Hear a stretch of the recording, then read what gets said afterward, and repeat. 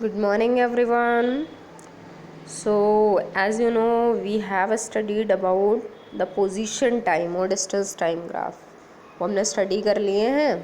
अब हमें उसके आगे स्टडी करना है स्पीड टाइम और velocity time graph. Okay. And one more thing I want to tell you that I have told you about the syllabus of April month. तो chapter 1 हमने start किया था और अप्रैल मंथ के syllabus में chapter 1 ही था. चैप्टर 2 को स्टार्ट कराना था but now I don't want to start, क्योंकि आपके मंथली टेस्ट होंगे तो सिर्फ एक चैप्टर से ही होंगे. ओके.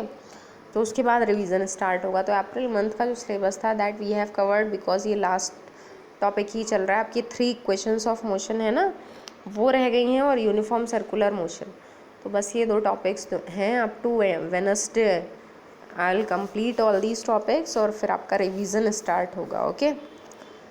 तो इसकी प्रैक्टिस करते रहिए, न्यूमेरिकल्स की प्रैक्टिस करते रहिए.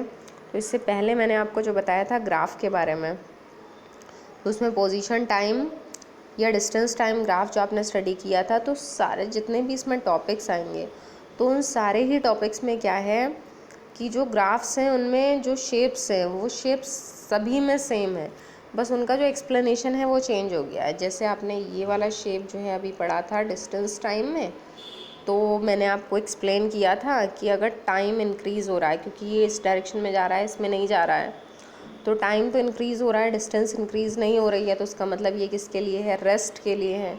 अगर यही ग्राफ चेंज करके स्पीड टाइम या वेलोसिटी टाइम बना दिया जाए तब क्या होगा, तो आप उसके अकॉर्डिंग एक्सप्लेन करने लगेंगे. मतलब टाइम बढ़ रहा है, वेलोसिटी नहीं बढ़ रही है, जितनी थी उतनी है, तो इसका मतलब वेलोसिटी कैसी है, कांस्टेंट है, चेंज नहीं हो रही है, तो कांस्टेंट कहलाएगी. तो ये वाला ग्राफ जो है वो कांस्टेंट वेलोसिटी के लिए बन जाएगा. तो एक बात ध्यान रखिएगा हमेशा कि ये मत सोचिएगा जैसे आपको ग्राफ बनवाया था मैंने डिस्टेंस टाइम, तो उसमें ऐसे करके था कांस्टेंट वेलोसिटी का ग्राफ. अब वेलोसिटी टाइम ग्राफ बना तो उसमें ऐसे करके बनेगा कांस्टेंट वेलोसिटी. तो हमेशा एग्ज़ाम में ये पूछा जाएगा कि for which graph the condition is this. Okay. जैसे अगर आपसे पूछा जाता है डिस्टेंस टाइम ग्राफ में शो करिए कांस्टेंट वेलोसिटी, तब तो आप ऐसे बनाएंगे. और आपसे अगर कहा जाता है वेलोसिटी टाइम में शो करिए कांस्टेंट वेलोसिटी, तब ऐसे बनाएंगे. तो यहाँ आपको क्या करना है, you have to use your mind कि वेलोसिटी टाइम बना है और कांस्टेंट वेलोसिटी दिखानी है, तो इसका मतलब वेलोसिटी चेंज नहीं होना है. और अगर डिस्टेंस टाइम बनाना है, वो कांस्टेंट वेलोसिटी दिखानी है, तो डिस्टेंस तो ऑब्वियसली चेंज होगी, लेकिन डिस्टेंस और टाइम में इक्वल चेंज होगा, तभी वेलोसिटी क्या होगी, कांस्टेंट.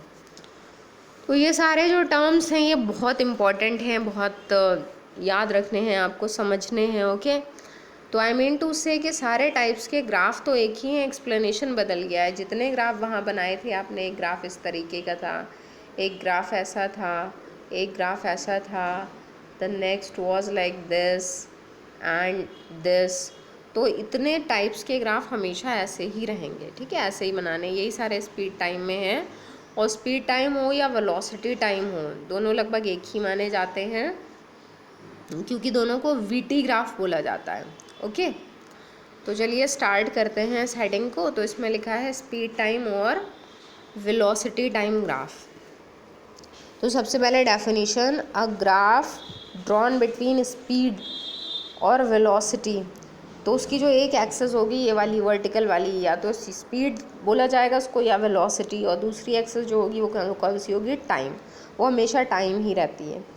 तो this is called speed time और वेलोसिटी टाइम ग्राफ. ठीक है.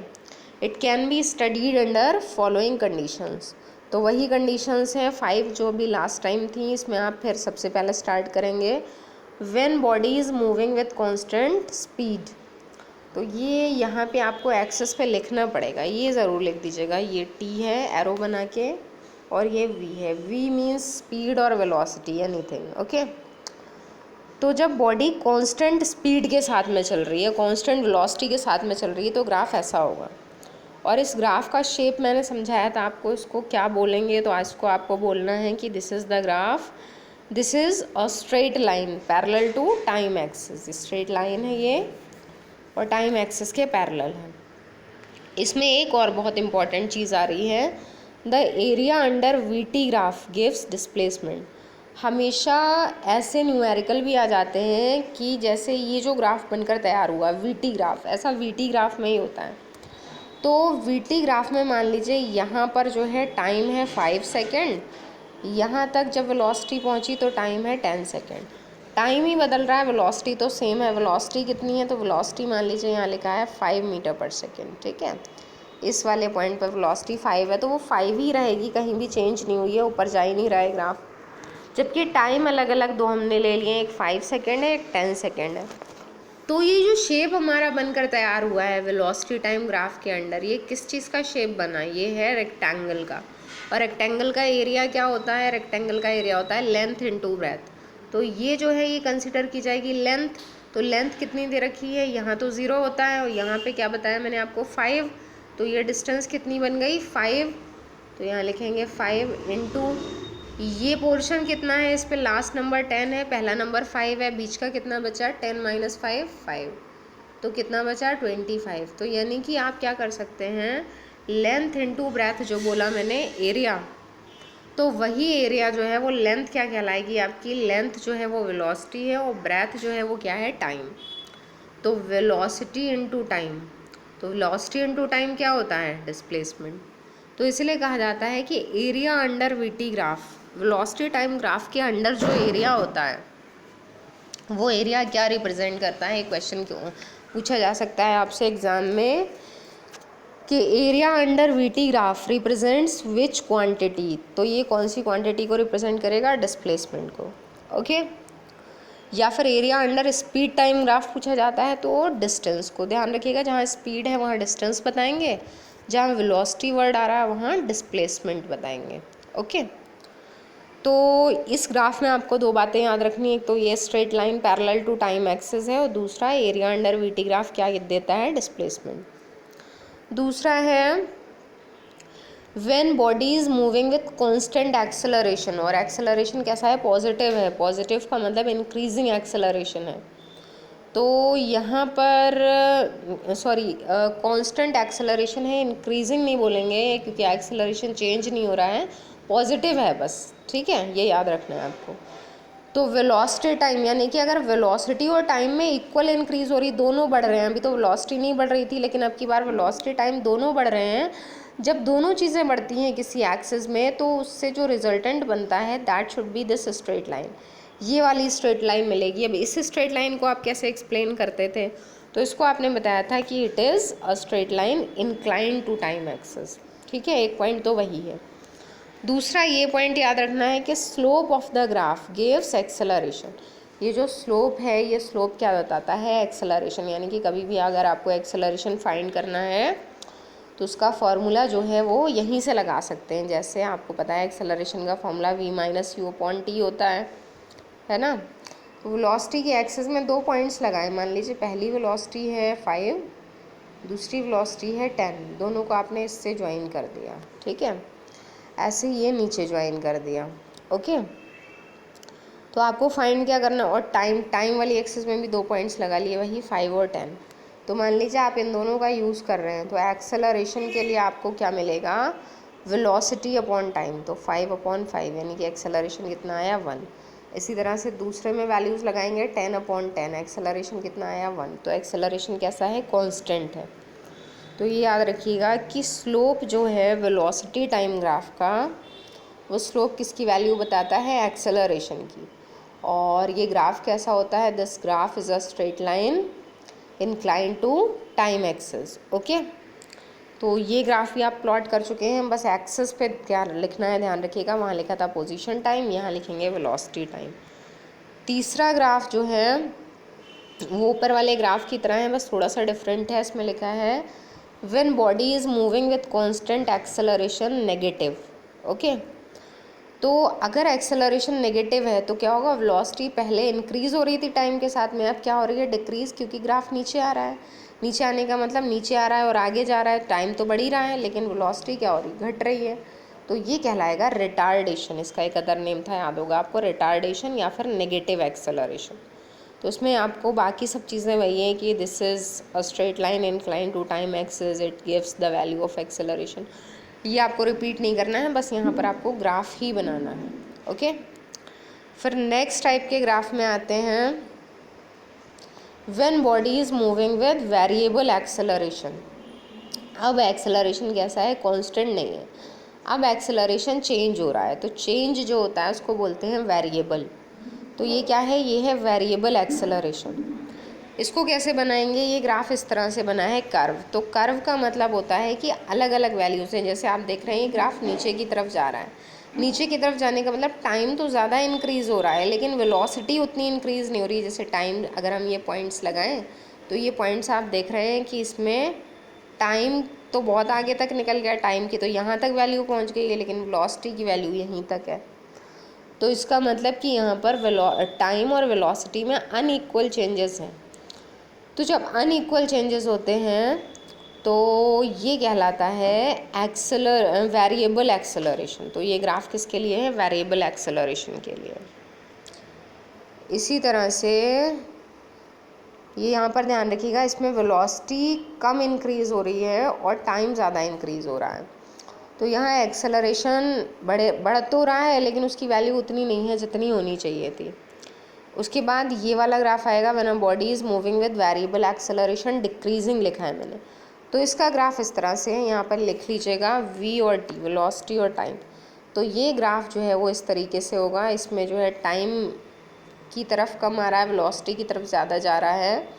ये भी कर्व है, तो यहाँ लिखना कुछ नहीं, इन दोनों ग्राफ्स में कुछ नहीं लिखना है, बस आप ये शो कर देंगे कि this is showing variable acceleration. Okay, उसके बाद एक लास्ट टाइप का ग्राफ आपका रह गया है, एक्सेलरेशन टाइम ग्राफ। ओके, तो एक्सेलरेशन टाइम ग्राफ क्या होता है, इसमें वही एक्सेस के नेम चेंज हो जाएंगे।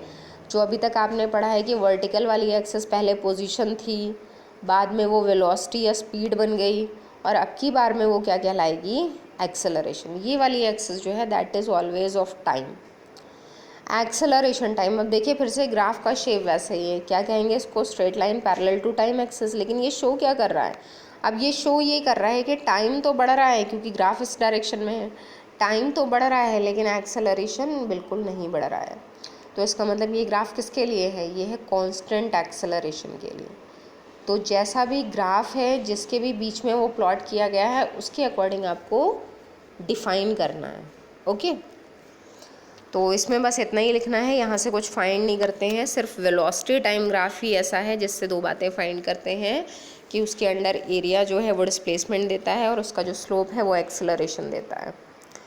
दूसरा एक और ग्राफ आपको बनाना है यहाँ पर कि when body is moving with variable acceleration. Okay, तो वेरिएबल एक्सेलरेशन का ग्राफ ये ऐसा होगा, इसमें ये एक्सेलरेशन, आपको नंबर्स यहाँ कुछ नहीं लिखने हैं, लिखे गए हैं लेकिन आप लिखिएगा मत, सिंपली यहाँ पर आप टाइम लिख देंगे और यहाँ पर लिख देंगे एक्सेलरेशन। और ये A1 A2 कुछ नहीं लिखना है आपको, ना ही ये राइज रन कुछ नहीं लिखना है, सिंपल एक स्ट्रेट लाइन बनानी है। तो इसमें आप देख रहे हैं कि एक्सेलरेशन जो है वो टाइम के साथ में क्या हो रहा है, इंक्रीज़। तो ये कहलाएगा वेरिएबल एक्सेलरेशन। और लास्ट में ये लिख देंगे this is a straight line incline to time axis. And one more thing I am repeating कि कैसे बनाना है, आई होप कि ये भी आपको पता है कैसे बनाना है ग्राफ, क्योंकि ग्राफ के लिए मैंने कहा था कि एक बड़ा सा जो आपके पास ग्राफ पेपर है उसको 4 पार्ट्स में डिवाइड करके, और 1/4 जो पार्ट है ये, क्योंकि अब हर एक जगह आपने 5 ग्राफ्स बनाए हैं, 5 पोजीशन टाइम में है, 5 स्पीड टाइम में है, और 2 ग्राफ्स आपके जो है वो उसमें है एक्सेलरेशन टाइम में। तो टोटल 12 आपको ऐसे वाले पीसेस चाहिए हैं। तो देख लीजिएगा, उसको पेस्ट करना है कॉपी में, ठीक है, उसके नीचे आपको लिखना है। तो उस तरह से बनाना है, टेक केयर ऑफ दिस। उसके बाद एक क्वेश्चन दे रखा है ये, तो मैंने आपको ये भी बताया था कि कभी कभी जो है ग्राफ्स पॉसिबल नहीं भी होते हैं, एक्सप्लेन करना होता है कि ये ग्राफ सही है, अगर ठीक है तो क्या रिप्रेजेंट कर रहा है ये बताना है, और सही नहीं है तो क्यों नहीं है, क्यों पॉसिबल नहीं है, ये एक्सप्लेन करना है। ओके, तो ये देखिए, इसमें मैं जूम करके आपको दिखा दे रही हूँ एक एक ग्राफ। जैसे सबसे पहला ये ग्राफ है, ये सारे वीटी ग्राफ्स हैं, और क्या रिप्रेजेंट कर रहे हैं ये बताना है। पहला ये ग्राफ है वेलोसिटी टाइम, तो क्या रिप्रेजेंट कर रहा है ये अभी एक्सप्लेन ही किया है मैंने। तो इसमें क्या शो कर रहा है ये, सबसे पहली बात तो आप ये बताएंगे this graph is a straight line incline to time axis. क्या रिप्रेजेंट कर रहा है, रिप्रेजेंट ये कर रहा है it is showing constant acceleration. Okay, velocity is increasing equally with time, it means acceleration is constant. उसके बाद इसके साइड वाला ये ग्राफ है, तो ये भी constant acceleration शो कर रहा है, लेकिन इसमें velocity क्या हो रही है, डिक्रीज हो रही है टाइम के साथ में. ओके, ये वाला ग्राफ क्या शो कर रहा है, वेलोसिटी टाइम ग्राफ है. ये शो कर रहा है कि वेलोसिटी इज़ कांस्टेंट, क्योंकि लाइन हॉरिजॉन्टल है. ये भी बता देंगे शेप कैसा है, तो it is a straight line parallel to time axis. ये वाला ग्राफ क्या शो कर रहा है, तो ये वाला ग्राफ बहुत सारी चीज़ों का मिक्सचर है, क्योंकि इसमें बहुत लाइन्स हैं. देख रहे हैं आप, पहली लाइन ऐसे जा रही है, क्या शो कर रही है कि वेलोसिटी इंक्रीज़ हो रही है टाइम के साथ में. फिर ऐसे हो गई, यानी कि वेलोसिटी कांस्टेंट हो जाती है. फिर ग्राफ ऐसे हो गया, यानी कि वेलोसिटी डिक्रीज़ हो रही है टाइम के साथ. ये पूरा आपको लिखना पड़ेगा कि in this graph firstly the velocity is increasing with time, then it becomes constant and then it decreases with time. Okay, फिर आते हैं नेक्स्ट ग्राफ पर, ये वाला.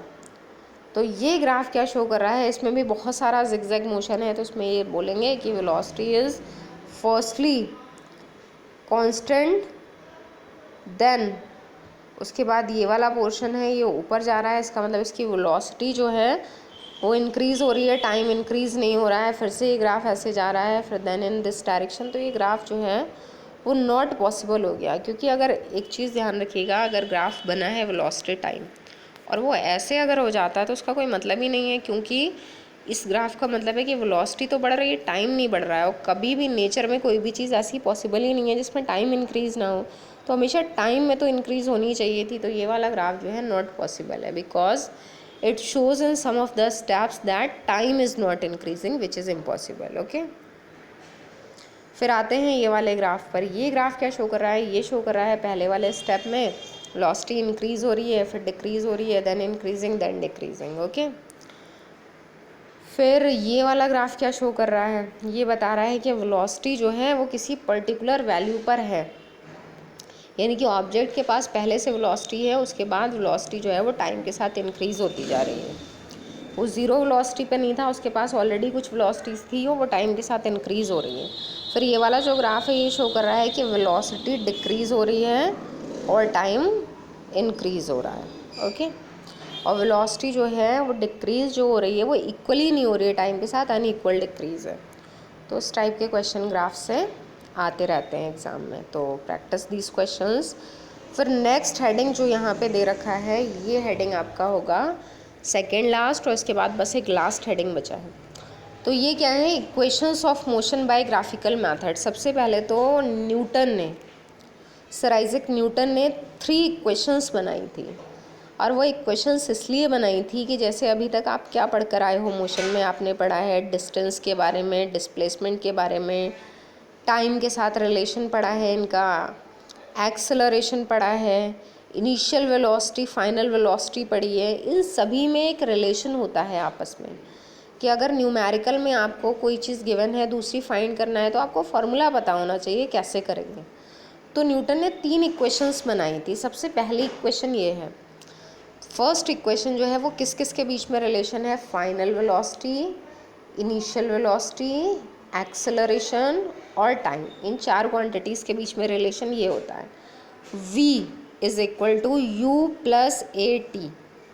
तो इसमें जो भी गिवन है और जो नॉट गिवन है उसकी हेल्प से हम फाइंड आउट कर सकते हैं.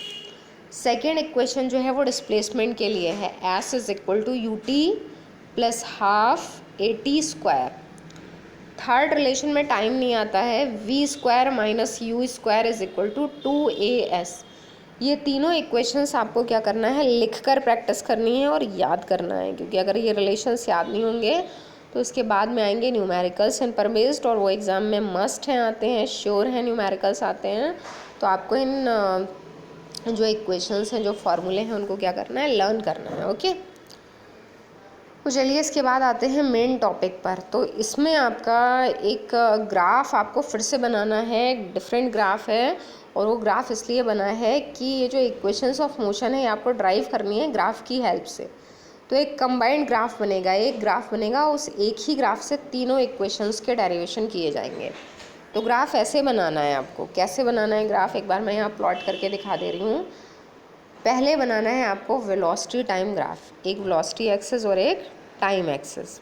ओके, फिर आपको यहाँ पर एक पॉइंट को मार्क करना है ए, इसका नाम है ए। उसके बाद ए पॉइंट से आपको जो कांस्टेंट वाला ग्राफ होता था यूनिफॉर्म मोशन वाला, वो ड्रॉ करना है, ठीक है।